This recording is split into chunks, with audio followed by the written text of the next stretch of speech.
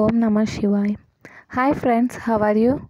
In this video, we are going to learn about the lacrimal apparatus structure. The structure concerned with secretion and drain of lacrimal or tear fluid together form the lacrimal apparatus. The structure concerned with secretion and drainage of lacrimal or tear fluid together form the lacrimal apparatus.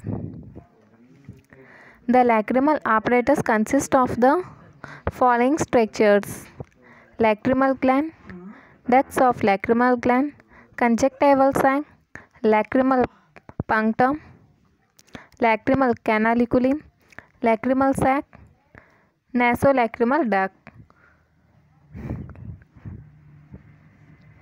Once again, lacrimal gland, duct of lacrimal gland, conjunctival sac, lacrimal punctum, lacrimal canaliculi, lacrimal sac, nasolacrimal duct. Lacrimal gland. The lacrimal gland is a J-shaped serous gland. It consists of upper large orbital part and lower small palpebral part. The two parts are continuous with each other around the lateral margin of the levator palpebrae superioris. The orbital part is almost almond-shaped and situated in the lacrimal fossa in the anterolateral part of the roof of the bony orbit. The palpebral part is 1/3 of the size of the orbital part and is situated in the lateral part of the upper eyelid below the levator palpebrae superioris and extends up to the superior fornix of conjunctiva. Lacrimal gland. The lacrimal gland is a J-shaped serous gland. It consists of upper large orbital part and lower small palpebral part. The two parts are continuous with each other around the lateral margin of the lateral margin of the levator palpebrae superioris. The orbital part is almond-shaped and is situated in the lacrimal fossa in the anterolateral part of the roof of the bony orbit. The palpebral part is 1/3 of the size of orbital part and is situated in the lateral part of upper eyelid below the levator palpebrae superioris and extends up to the superior fornix of conjunctiva.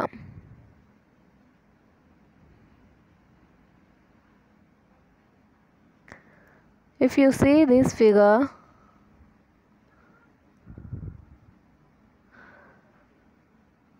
this is the lacrimal gland, this is the orbital part of the lacrimal gland, this is the palpebral part of the lacrimal gland. Okay, this palpebral part of lacrimal gland is 1/3 of the orbital part.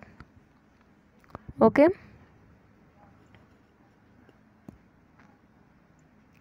it is continuous with this orbital and palpebral part are continuous with each other at the lateral margin of the levator palpebrae superioris.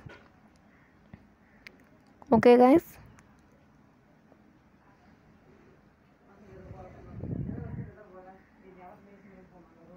Next,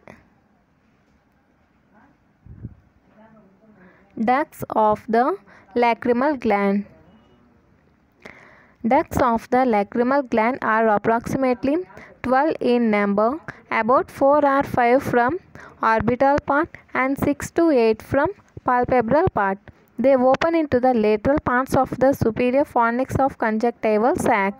Lacrimal gland secretes the lacrimal fluid and its duct convey it to conjunctival sac. About 1 ml of lacrimal fluid is secreted per day.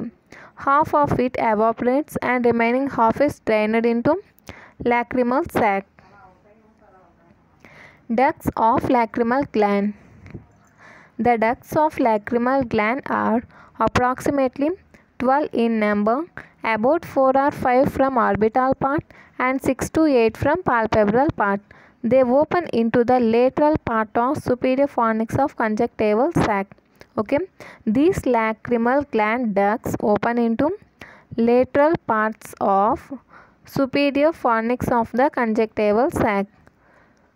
Lacrimal gland secretes the lacrimal fluid at tear fluid and its ducts convey it to conjunctival sac. About 1 ml of lacrimal fluid is secreted per day. Half of it evaporates and remaining half is drained into lacrimal sac.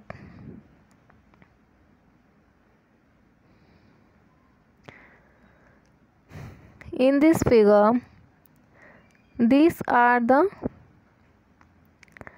lacrimal ducts. Okay, these are the lacrimal ducts. Nearly 12 are present. Nearly 12 are in number. 4 to 5 coming from orbital part and 6 to 8 coming from palpebral part of lacrimal gland. Okay, and this drain into the lateral part of superior fornix of conjunctival sac. Okay guys, and these lacrimal ducts drain into the lateral parts of the, this is the lateral part. Okay, drain into the lateral parts of the superior fornix of conjunctival sac.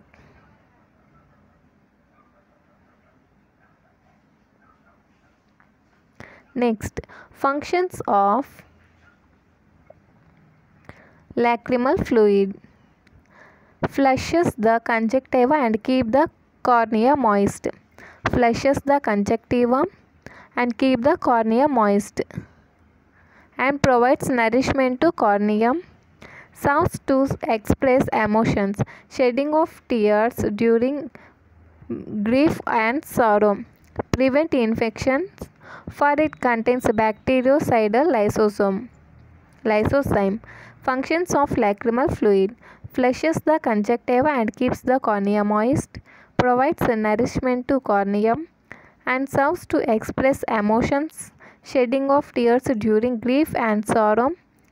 Prevents infection, for it contains bactericidal lysozyme.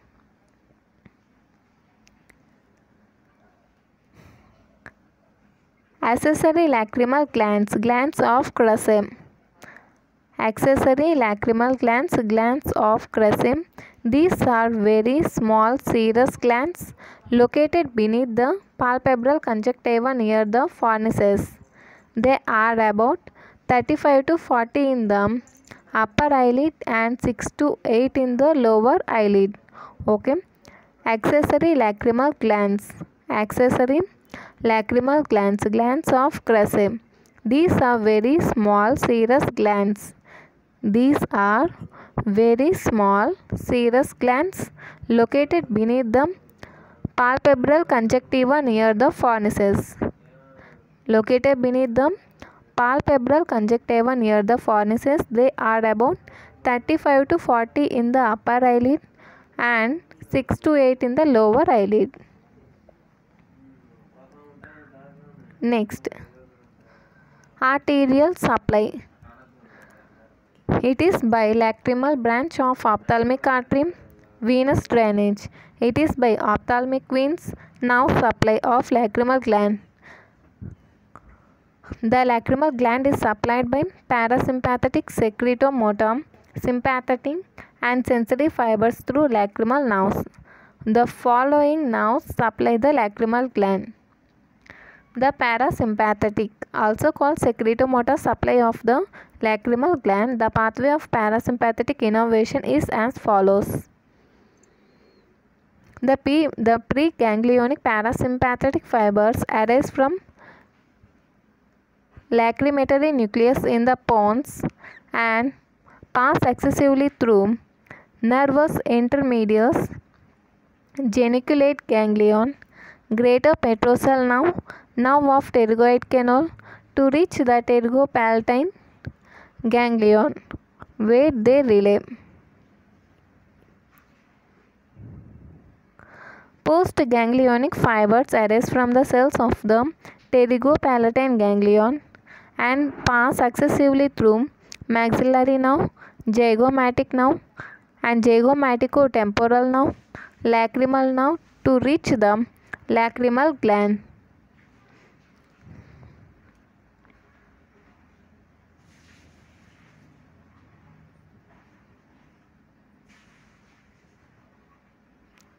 See, nerve supply of the lacrimal gland. The lacrimal gland is supplied by parasympathetic, sympathetic and sensory fibers through lacrimal nerves. The following now supply the lacrimal gland. First, parasympathetics are secretomotor supply of lacrimal gland. The pathway of parasympathetic innervation is as follows. The preganglionic parasympathetic fibers arise from lacrimatory nucleus in the pons and pass successively through nervus intermedius, geniculate ganglion, greater petrosal nerve of pterygoid canal to reach the pterygopalatine ganglion, where they relay.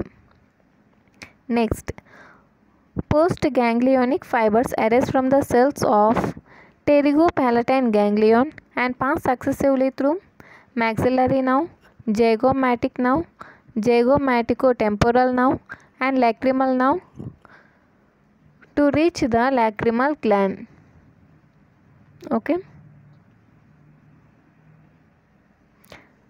This flow chart shows the parasympathetic pathway of lacrimal gland. This pathway or this flow chart shows the parasympathetic pathway of lacrimal gland. First, lacrimatory nucleus. Okay. Next, it reaches the nervus intermedius, geniculate ganglion, greater petrosal nerve, pterygopalatine ganglion. Okay. Gives origin to postganglionic parasympathetic fibers. Okay. Up to the greater petrosal nerve is the preganglionic. Okay, preganglionic fibers, and from greater petrosal nerve, pterygopalatine ganglion, which gives origin to postganglionic parasympathetic fibers. From then, zygomatic nerve, zygomaticotemporal nerve, then lacrimal nerve to lacrimal gland. Okay, once again, parasympathetic pathway of the lacrimal gland. Lacrimatory nucleus, nervus intermedius, geniculate ganglion, greater petrosal nerve, pterygopalatine ganglion, and this pterygopalatine ganglion gives origin to postganglionic parasympathetic fibers. Zygomatic nerve, zygomaticotemporal nerve, lacrimal nerve to lacrimal gland. Next, coming to the sympathetic.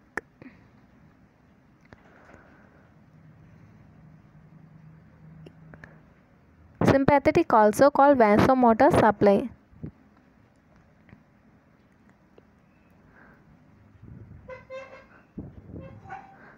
And this flow chart shows the sympathetic supply of lacrimal gland.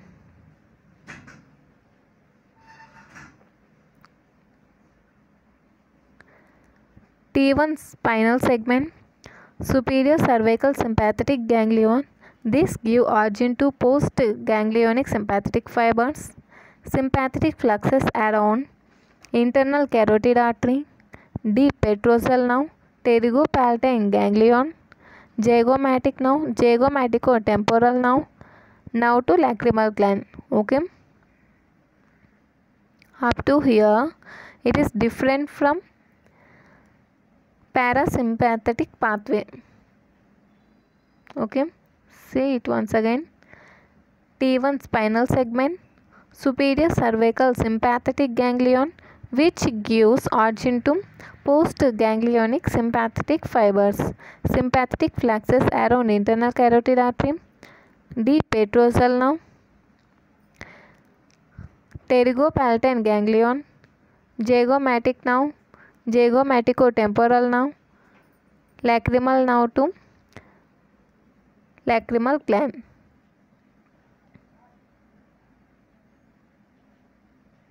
Next, sensory supply. It is by sensory fibers of lacrimal nerve, a branch of ophthalmic division of trigeminal nerve. Sensory supply.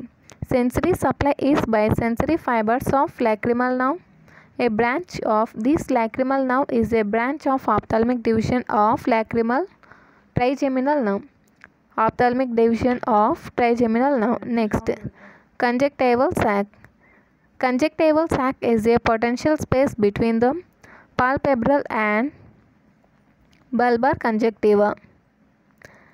Conjunctival sac is a potential space between palpebral and bulbar conjunctiva. Next,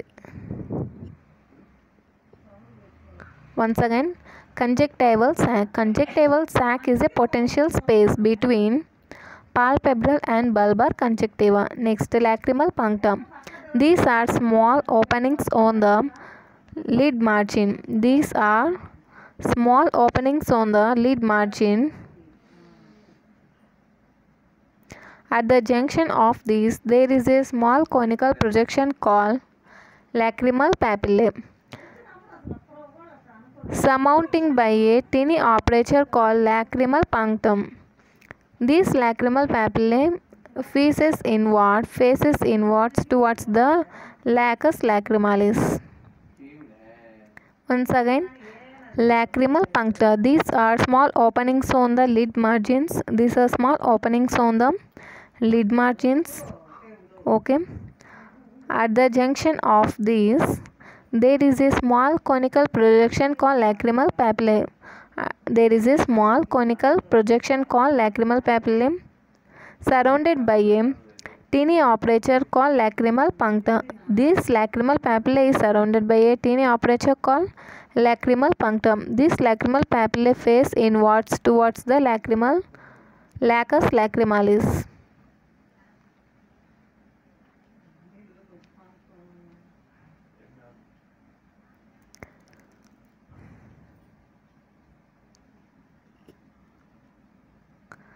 This is the conjunctival sac.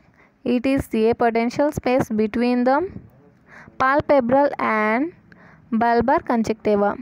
Okay, this is space between the palpebral and bulbar conjunctiva.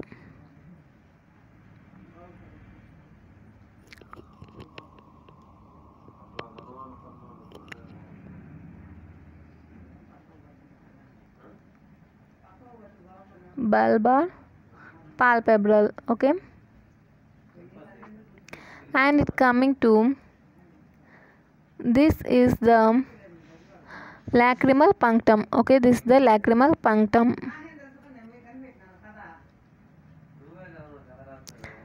Next,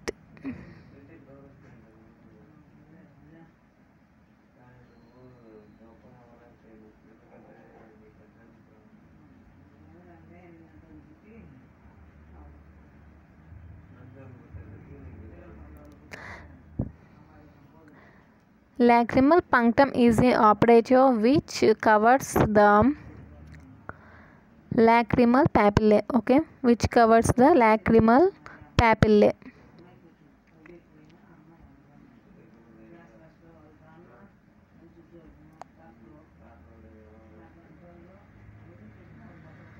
Next, lacrimal canaliculi. These are two lacrimal canaliculi, superior and inferior in upper and lower eyelids respectively.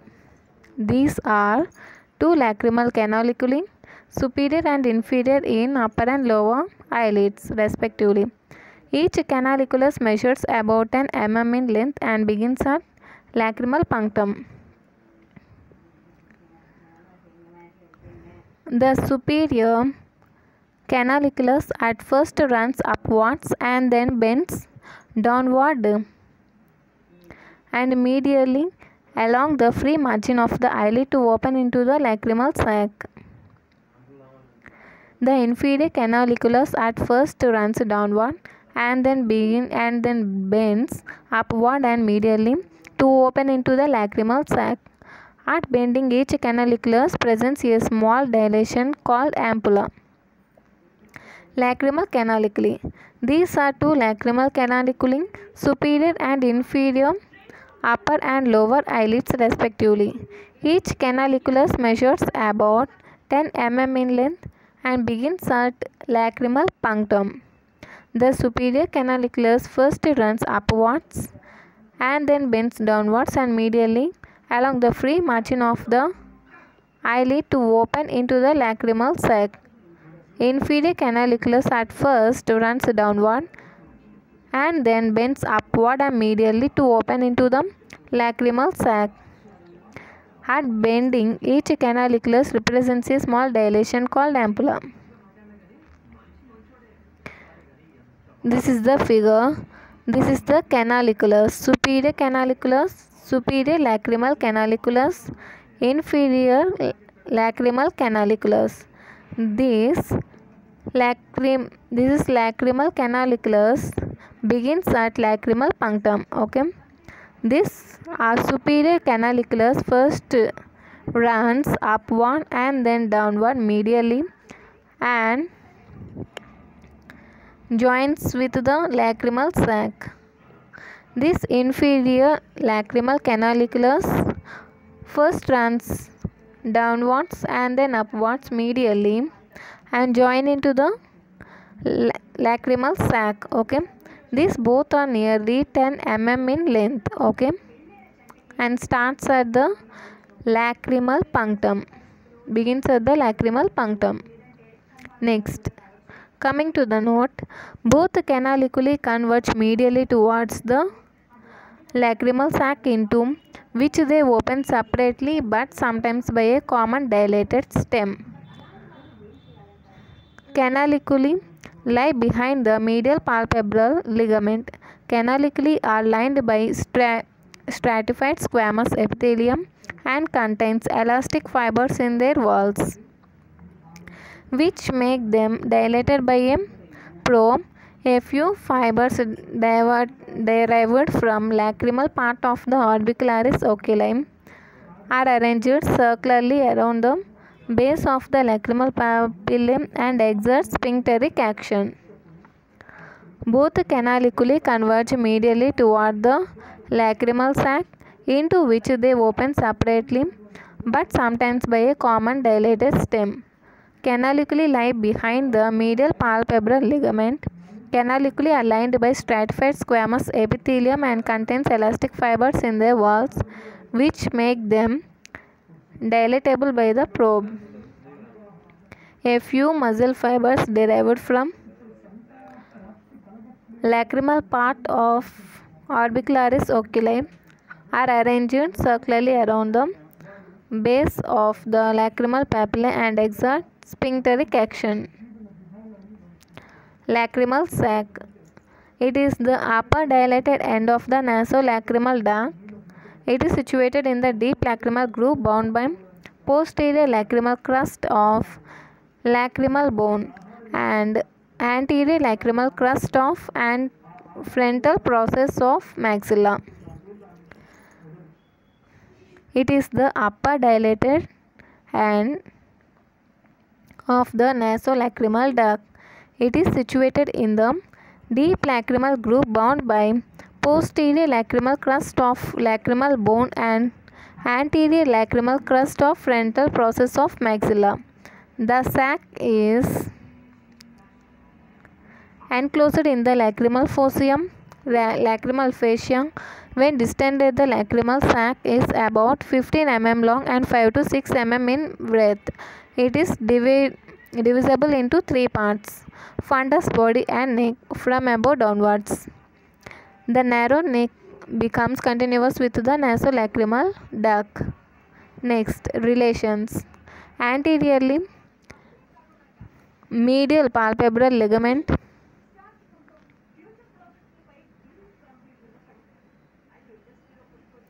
This is anterior portion.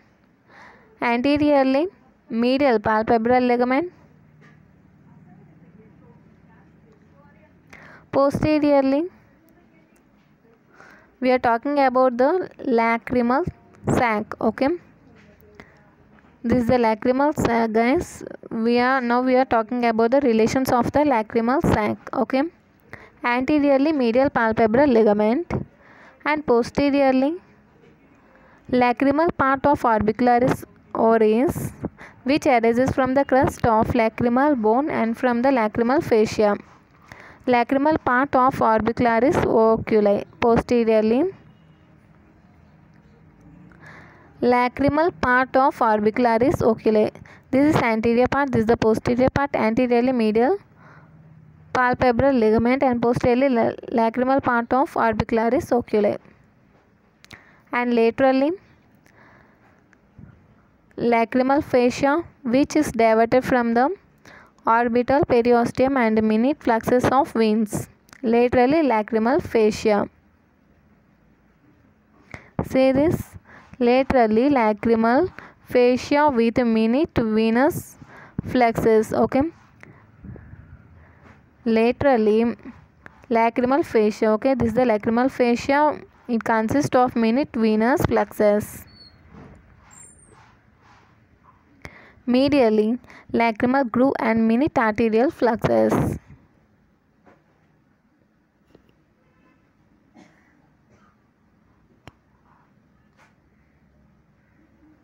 Medially, this is the medially lacrimal groove, and minute arterial fluxus. These are the minute arterial fluxus. Laterally minute venous fluxus. And laterally lacrimal fascia, medially lacrimal groove, posteriorly lacrimal part of orbicularis oculi, and anteriorly medial palpebral ligament. Nasolacrimal duct. It is a membranous canal about 8 mm long, extending from the neck of lacrimal sac to the anterior part of the inferior meatus of the nose. It is lodged in the bony canal formed by the maxilla, lacrimal bone, and inferior nasal concha. Its lower opening presents an incomplete mucous fold called lacrimal fold or valve of Hasner, which prevents the air from blowing the duck into the eye when one blasts his nose to clean the nasal secretions. Nasolacrimal duct. Nasolacrimal duct is a membranous canal about 18 mm long, extending from the neck of the lacrimal sac to the anterior part of the inferior meatus of the nose. It is lodged into the bony canal formed by the maxilla, lacrimal bone, and inferior nasal concha. Its lower opening presents an incomplete mucous fold called lacrimal fold or valve of Hasner, which prevents the air from blowing the duck into the eye when one blasts his nose to clean the nasal secretions.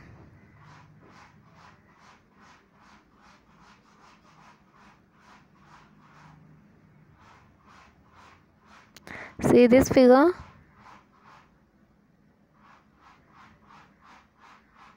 This is the lacrimal sac and its neck continues as nasolacrimal duct. Okay, this is the nasolacrimal duct. Neck of the lacrimal sac continues as the nasolacrimal duct.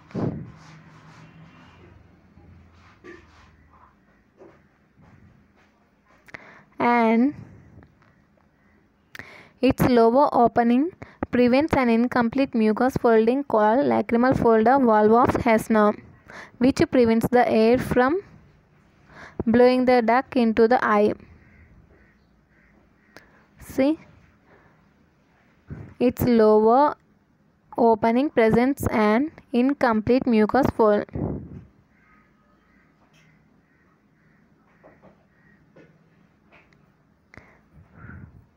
See this, guys, the lower opening of nasolacrimal duct presents an incomplete mucous fold. We call this as lacrimal fold or valve of Hesna.